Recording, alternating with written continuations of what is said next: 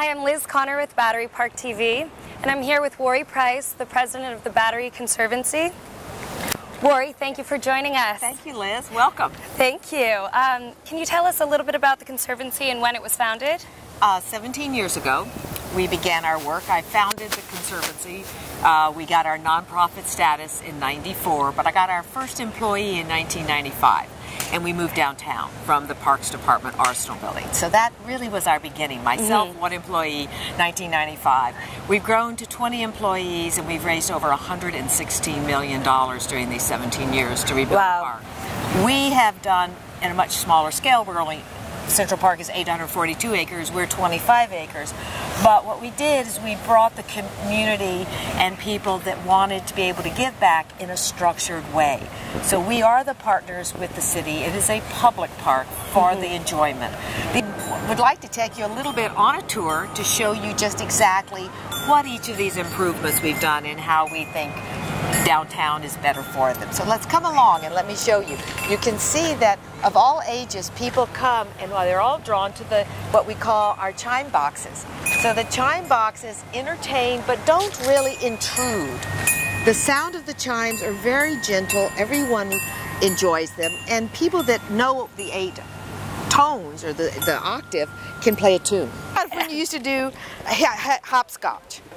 Oh, come on. There you go.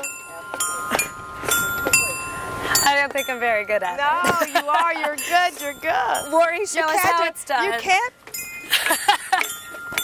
East Coast War Memorial.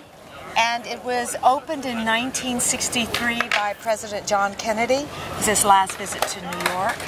And it is dedicated to all of our service people that died in the Atlantic during World War II. And how does the Battery Conservancy work with the federal monuments? We have partnerships, we have agreements. This is controlled by the War Commission in the Battlefield Commission in Washington, D.C. And so we work with the generals. They always come down, visit us. We show them how we're integrating the gardens and the plants. And it's been a good partnership. But this is federal property. This land was given to the federal government. Now, Warrie, tell us where we are. We're right in the middle of the boss. We were on the edge earlier, and now we're right here at one of my favorite parts of the entire park, which is our wonderful fountain. We call it the Battery Springs, because it's like this water shooting up from the core of the island. And the kids love it, as you can see. Yeah, clearly. Again, the castle in our background, the tourists coming off the boats to Statue and Ellis. It's a great meeting ground for all of New York. I might jump in right after this. Good. Now, what is that? The stone structure over there, the Castle Clinton. That is the base, and it was the original fort during Jefferson's refortification of the harbor. There were many forts. This was called the West Battery, and then it was named for DeWitt Clinton, a mayor and a governor of New York. So today it is administered by the National Park Service under the Department of Interior. Again, it's federal property, but it's where people get their tickets and get ready to go on the boats to Statue and Ellis. So let me take you into the urban farm. The urban farm, where we're going to take you now, was our way of kind of restoring the soil, because it will now be transformed into the Battery Bikeway and Gardens. And where'd you get all the bamboo from?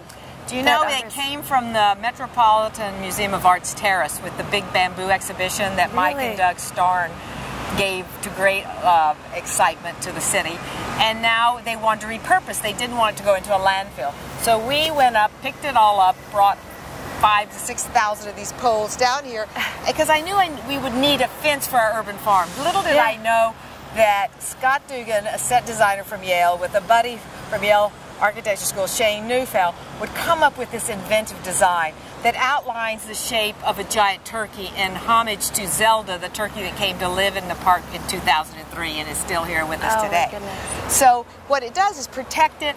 It gives everyone loves looking at it. All the 680 students and children that have been here and our volunteers, that over 900 people have planted this spring and started to now harvest. So let me take you inside so you can see what we've been planting. So here we are inside the urban farms. And when were they founded?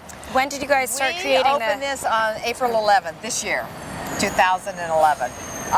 We have 8 schools that we reached out to. They all wanted to participate. Now, how are you going to harvest all these wonderful vegetables and First produce? of all, our schools have harvested them for their into-school picnics. So when you see a berm that is kind of ready to be the next crop, we'll get 3 crops. Spring, which is what you see now, then we'll do a summer crop, and then we'll have fall pumpkins and squashes. So what we will have is we're going to do a farm stand, and we're going to offer it to people and then they could give a donation. So it's really pick it when it's ripe, and then be sure that it's getting into good hands. Well, thank you, Warrie, for joining us. I had a wonderful afternoon in the Battery, and thank you for introducing me to the urban gardens. Well, we just hope you'll come back and sample, and next time have lunch with us, and we'll feed you right out of the garden. Great, thank you.